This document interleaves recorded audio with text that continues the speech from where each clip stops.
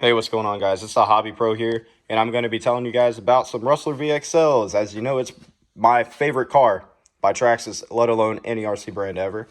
And I want to show you some of the builds that you can do.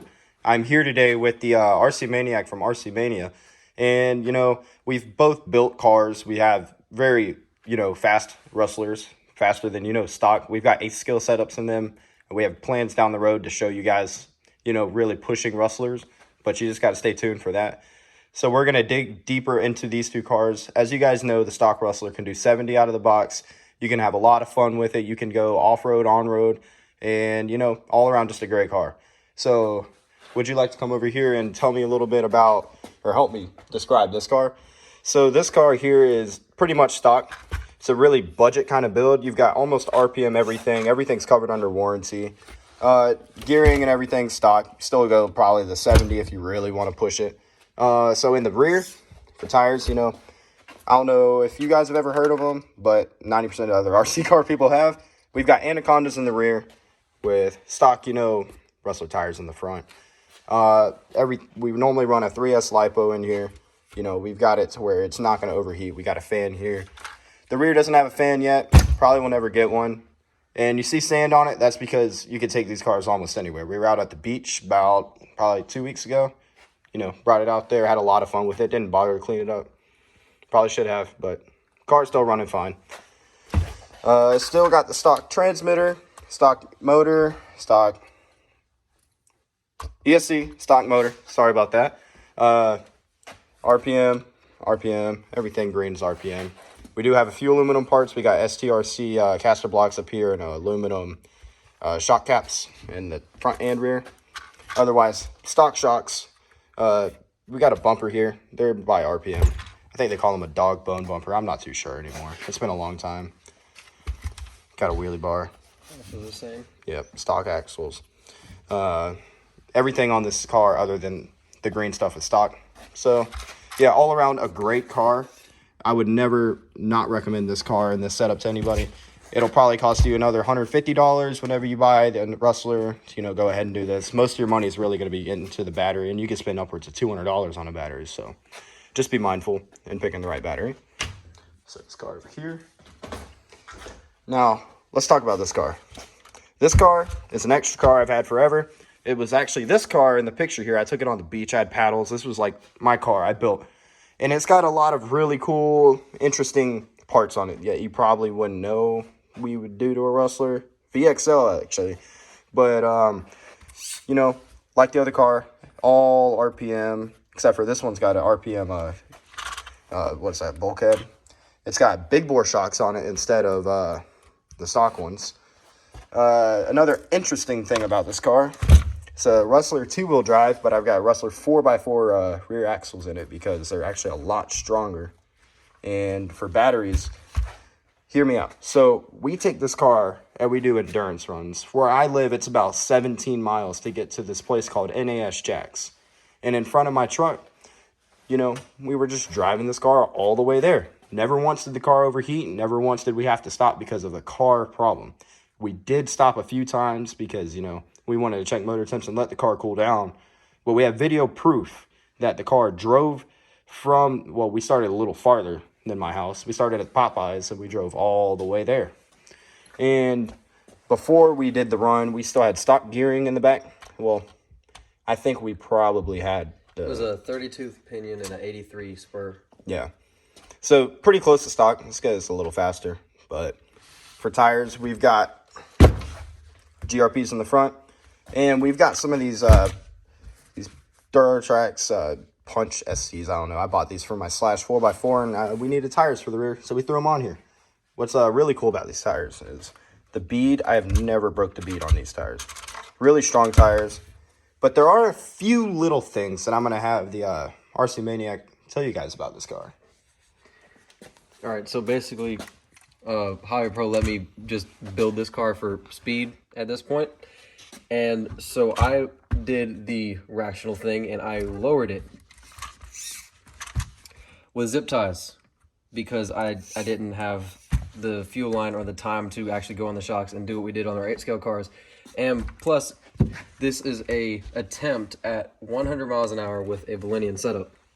So the car is not going to be running 100 miles an hour on these, even though the beat has never been broken. We have to run something else because these will blow up at 100 miles an hour. The GRPs are going to stay. The car is, I mean, you can't, there's really no travel there. Let's just take a look underneath real quick. Yeah, there's really it has enough to roll, and that's about it. If it hits a bump, it's going to pop. But the thing is whenever you're under acceleration for your actual speed run, it squats down, and you can see the front. Well, it's stiff enough in the back to actually raise the front a little. So basically, it just levels it out a little. Don't worry, we've got weights. We've got fishing weights. We're going to do what we did a while ago on my 100 mile an hour RC car. So you guys probably remember from the video that you guys hated a lot. We had a lead block that we belted and we fit here. We're probably going to do something similar to that to the front of this car. Yeah. But go ahead, tell them about your battery setup that we've got in this car. So basically, it was this is a 5200 mAh 50C. Hit fence at 65 miles an hour. Yeah, so that actually increases speed of the car. Just kidding. No, it doesn't. And then a Fleurion 4500 mAh 11.1 volt 30C. These we run in series for the endurance run. So basically, we are not... No. Parallel. Parallel, my bad. I'm used to running series on my 100 mile an hour car. We run these in parallel for endurance. That's all it is. It doesn't increase the actual power delivery. All it does is give it more battery life. And I know a lot of y'all are going to say, oh, they're not the same batteries. They're going to, they're going to blow up. No, they didn't blow up. They went 17 miles on one charge. And everything on the car works fine. We run it on one battery, two batteries.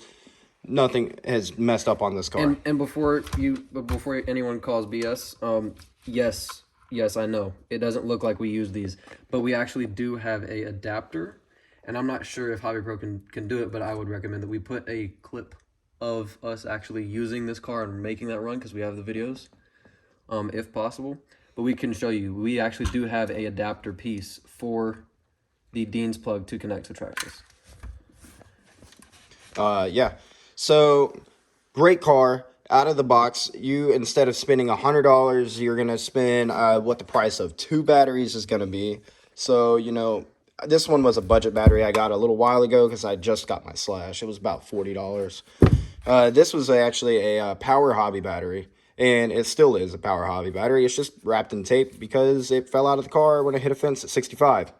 Yep, get a load of that. So, great battery. Another expense that you have to get on this car compared to that other Rustler we showed you, where the big bores, it's going to run you about another 50 to 60 bucks. You have to get these tires.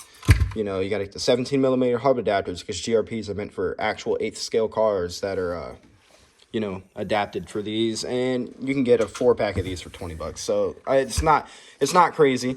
It's honestly a really great build, a lot of fun. And I would recommend doing this if you're going for speed. And I would recommend it even if you're just trying to have fun. If your shocks weren't lowered, you could do everything that you can. Recommend only running one battery. And, I'd probably not use your connector. I'd take that out. But, all right, we're going to move on to our 8th scale setups that we have. And we're going to talk about the cars and everything we've done to them since and stuff we haven't done because of how durable it's been. And the pros and cons of Hobbywing and Castle Creations, their Mamba Monster. So first we have my car here.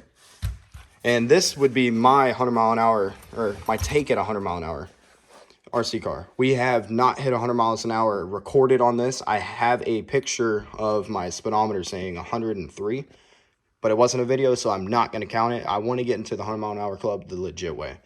So what I have on this car is RPM front A-arms. I have some Integy aluminum ones on the way. I just didn't have them in time for the video. Integy bulkhead. And y'all are going to be like, wait a second, hold on. Everything's like blacked out on this car. Yes, I do have the black chassis. And y'all are going to be like, what are those hideous things on the front? Well, you know how we talked about weight? These are lifters out of my dad's car that we used got totaled, and we kept some of these lifters as memorabilia, and they're actually pretty heavy. So I got about 1.5 pounds in the front in lifters. Big bores are almost a must. These we didn't skip out on. These have the nitro fuel line in them, so they're probably about another inch lower. Let's take a look before we get to the power. More Integy. We've got the Integy shock tower, and these are the A-arms I bought for the front, but they're just the front ones. I'm running MIP. They're their unbreakable drive shafts that I have proven would be wrong. I have broken these probably more than Ethan's or the Hobby Pro, the RC Maniacs. Sorry, got my words mixed up there. His Integy ones. And you're going to look at these and be like, oh, those are indestructible, man. They're super thick. And you're going to look at his and be like, how did those never break? Well, it's probably because I've been running 6S almost the entire time I've had this. So the powertrain I have in here is the Hobbywing EZrun Max 8. So this Max 8's ESC and motor is not the same one I had in the last video you guys saw of this car. This one here is actually the second one I've bought. So a while ago, I ended up catching the other one on fire without a fire. It just smoked a lot and then just died. But it didn't like smoke. It just had a little. So I ended up getting another one. It could be because I was driving it hard, or it could just be that I skipped out on getting the Castle one because it was more. I don't know. But with this setup like this, I mean, other than that one problem, I've never really had any issues with this motor and ESC setup. For my battery, I've got a Power Hobby 6500 100C 6-cell LiPo. And they run at 21 volts. I mean, they're crazy. They're awesome. I've got the same transmitter that came with the car. That's probably one of the only stock parts other than my servo saver that I have. I had a Hot Racing carbon fiber and aluminum one that I found to be absolute horrible. I did not like it. It just, after about, I would say maybe 2 or 3 weeks of driving it, the screws that go inside, I don't know if you guys can see them in there, but where it merges the two sides of the steering cambers, it just decided it didn't want to work anymore. In the front tires, they would do that. But a couple other things I've done, I've got aluminum STRC caster blocks and aluminum. I think these were Integy hub carriers, and I've got the same hub carriers in the rear, just on the back. That's about it with my car. Other little things you can do are you can put shims in here to get rid of this wobble. I've done it on this side, but you can't really see it because it's all internal. For tires, I mean, I've got GRPs, and I found that after one wreck, these tires they're good still, but they get all messed up. I mean, just don't wreck your car, kids. Then that's all you really got to do. Got a Savox servo. It's great. Servo's never given me any issues. But yeah, that is my car. We're going to go ahead and move on to the RC Maniacs car. Alright, so this is a Mamba Monster 2 6S LiPo setup with a 2200 kV Mamba Monster motor. Castle Creations fan. Jayco's in the rear. They're great tires, especially for launches, but you do lose mile an hour and they do get torn up really fast, especially if you have to make a quick deso and you're bailing off the side of the road or anything because you see a car coming or whatever happens while you're out there. They do get torn up. And then you can probably see there's chunks missing right there, but that's after just a couple runs. These also are big bores with the fuel line in them, front and rear. I have motorcycle weights in the front and in the aluminum bulkhead. This car has slash A-arms in the front, which is basically the same thing as what's in the rear, and they widen it. I'm gonna grab the Hobby Pro's car just for comparison. Is the wheelbase in the front. You can see that this car is a lot wider, and it does help whenever you have to make those corrections at speed. It adds a little bit of stability whenever you're moving that fast, but it also does have some cons. Like obviously the shocks being really far out is going to make it kind of difficult to get this to stop bottoming out. because this is the lowest setting. I've honestly thought about putting rear shocks in the front and putting them all the way out here and then lowering it that way. But so far with the fronts being lowered, they don't get enough spring. And I mean, I have a couple spacers on here, so it's not like there's no increased spring pressure. So gotta figure that part out. But this car is a little bit different in another way too. It runs 2 batteries through a connector, whereas the Hobbywing Pros runs 1 off an XT90. These are 2 4500 40C 11.1 Z batteries. They were cheap. I bought them a long time ago. They've lasted me this whole time. I haven't had any problems with running them together, but I always am careful to make sure that I have them charged the same, because unlike the endurance car, these actually do matter. If they are not charged the same, that's when you can start getting into problems of fires and blowing them up. I'm running 2934, whereas Hobby Pro is running 3434. And you can see, let me see if I can get it. And there's quite a bit of a size difference of the gears there. So this car has easier acceleration, but I have to hold max throttle for longer to get the top speed out of it. Whereas this car accelerates slower, but whenever he gets to top speed, he can get moving a lot faster than I can. I have RPM, everything in the back. These are those really small drive shafts he was talking about that have never broken. They're Integy. I've driven these ever since I broke my stock ones. So I mean, these have been on the car since I've had a Valenian. And I didn't break them with the Valenian. I didn't break them with the Mamba Monster. I haven't broken it on 3-cell, 4-cell, or 6-cell. So I have nothing but good things to say about these, but I have seen other people say that they'll break. So I think it's kind of a chance, and I'm probably just got lucky. Let's see. It's a Poseidon. So my name I haven't used in a long time. It's a Poseidon 34, hardened steel. And I mean, that's about it. Same kind of hot racing hub adapters that Hobbywing Pros got up front. Black GRPs. These are S5s, I think. Yep, S5 compound. And this is going to be a little bit weird too, but there's actually aluminum tape down in there. And that's to balance the wheels out, so they will spin longer and see how without wobble. That's what happens when you don't shim it. So whenever you're moving that fast and these wheels are doing this, you don't have the servo saver, like this servo is still stuck. It starts to get shimmy. You can probably even hear it. So you always want to shim your wheels. I had these shimmed at one point, but whenever I had to take this apart and put new bearings in it and all that, I had to get new shims, and I haven't done it yet. So I mean, that's about it. Stock receiver. Oh, I have an external BEC up here. That is one thing that has also probably helped save my ESC. It's good. Let me see. I can actually see if I can get this moved out of the way so you can see it. It's a 10 amp peak. So you can get it focused. 6-cell.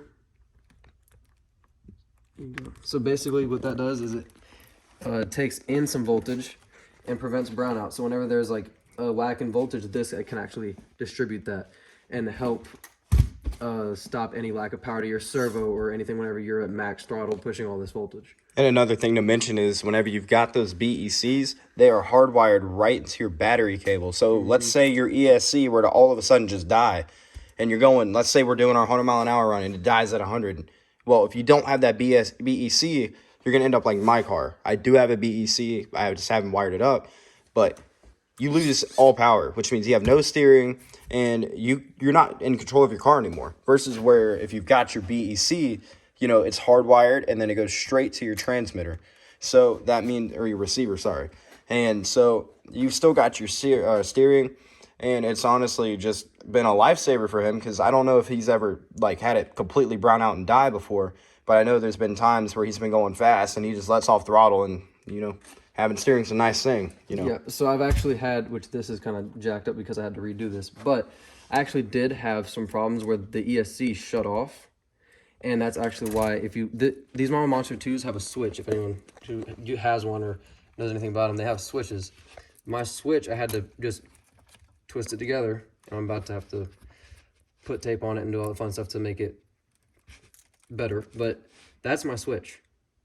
So what happened is somehow that broke, and it ended up somehow mid-run messing with the ESC. So the ESC did shut off. I had no control of braking or throttle, but I was actually able to steer. So the car, whenever it did stop rolling, it literally sat there. I could mash the throttle all I wanted to, but I could steer.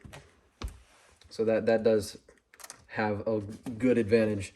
Helps me be able to steer the car off into the grass or off of the road if something does happen and the ESC just decides it doesn't want to control anything anymore.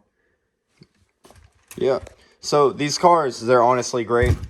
I know we didn't mention price on these. So the thing that's really different between these is the price is probably almost identical. We've probably spent almost the same amount in total in breaking and fixing and buying new parts. This ESC and motor combo, I think I paid $250 for, and you could still get that today. I think during the time he bought this, what were these like? $275. Well, now I go up there to my local hobby store, and I think they sell them for $300 now. If that's not the third generation or whatever they have now, that X. Mamba X. Yeah. So yes, you're gonna spend. You're gonna come out of pocket just a little bit more for these.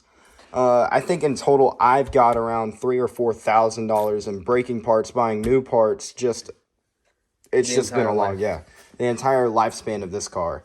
And I don't know how much he's got, if you mind sharing it. I'm around $3,000 or $4,000 as well. Yeah. But between having it as a Rustler, and I don't know if we even have any of those videos up, but we used to take this thing and jump it off everything. This car used to be this. Yeah. So, I mean, you can see the potential here. You have big, all kinds of clearance. I mean, obviously it is on street tires in the back, but you can put off-road tires on it and take it wherever you want it to. Launch it off ramps. We take these things all the time. It's fine. If I did that to this car, she'll still probably break. Yeah, because not to mention, these cars, I mean, for me, I wouldn't say I'm a strong guy, but I'm not weak. It feels like that car is more than what you'd normally expect out of an RC car. I believe my car, when I weighed it in, it was at about 9 pounds. I don't know. Mine was 7.5 for this car. 7.5. Because I got the smaller batteries. Yeah, smaller batteries. Not as much aluminum stuff on there, but I mean, another cool thing about RPM, I don't know if anybody knows about this. I mean, I know a lot of people do, actually. They've got their lifetime warranty on their parts, so if you break them, you get a new one for free. I will say this. One RPM part I will not buy anymore. Caster blocks. Reason being, if you crash, I don't even know if you might be able to get it. This is bent. This is facing me more than it should be. It's like a U shape. Yeah, I can get that. And there's a pin that runs vertically that goes through this carrier, right? If you crash, that pin pops out. And it's not breaking, so I mean, it's not like there's anything wrong. You can put the pin back in and drive it just fine. But it's going to happen every crash. And eventually, you're going to get tired of crashing and then being like, oh, well, I'm still on my wheels. We're good. I can just drive it back. And then whenever you go to drive it back, turns out your passenger side wheel is now under your car. So, I mean, it just gets annoying. Whereas the aluminum stuff on both this car right here and even a little beginner basher, get aluminum hubcaps or caster blocks. And it's, I mean, obviously if this bends, you had a serious accident. That's a lot different. It'll definitely hold that pin in there better, and you have a lot more reliability with it. But you still can't say that you will break the RPM ones, because I wrecked this car several times, years. If y'all remember the last videos we made back when we still had high-pitched voices, these are still the same A-arms. These are still the same caster blocks. All of this is the same. All of this is the same. I think the only thing that changed was the weights and maybe my battery choice, and I don't think I had the BEC.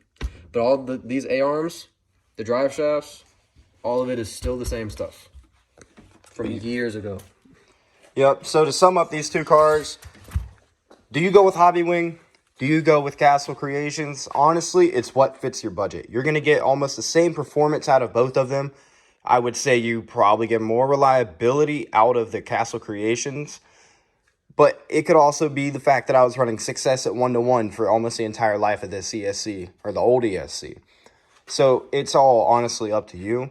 I got Hobbywing just to go ahead and see what the differences are between these two.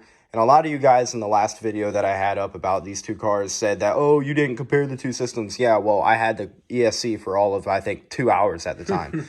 And I destroyed his battery because on this ESC, they actually come with a tuning card. And I think, no, I don't have one over there. So it plugs into your fan here, and it actually talks to your ESC. And I turned my low voltage detector off. So it pretty much made a LiPo and nickel metal battery. And so it drained his LiPo all the way dead. And if you know anything about LiPos, whenever they're completely dead, they're dead. They're done. So, I mean, now that we've drove them for 3 years since the last time you guys ever heard our voices, we've learned a lot about these two systems. So I will say this.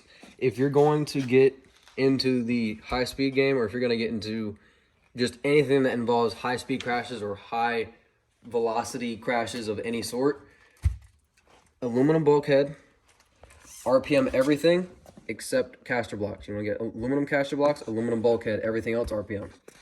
And that's where me and him differ just a little bit. So something you will come into contact with over time, not immediately, over time.